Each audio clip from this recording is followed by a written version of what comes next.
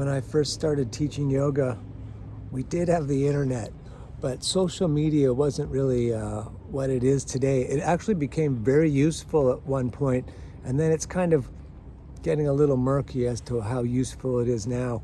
But I was given this class at Runyon the Fridays, and this class had been abandoned for a while. All the other classes were running, so it was quite a bit smaller. And you know, I had just kind of come from the Los Angeles club scene, not quite the music scene, but the club scene. And we used to do a lot of self-promotion there. And so you know what you know.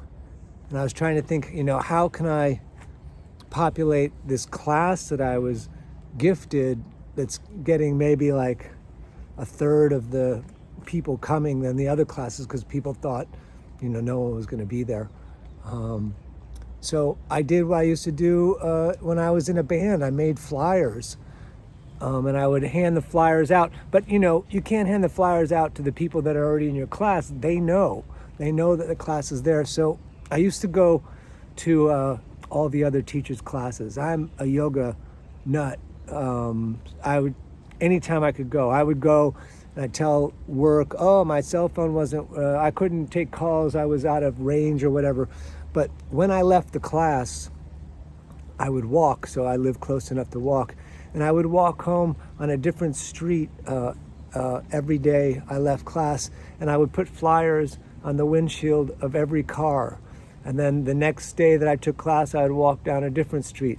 And I did that for a really long time. So if you found a Runyon Canyon Yoga flyer on your car, it was green, I put it there. It was also interesting because I had asked all the other teachers, what do we call this? They all said yoga in the park. I said, well, that's kind of, generic.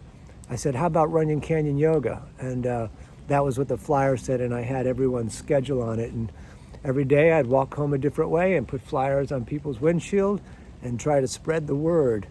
Old school, new school. All right. Thanks for listening.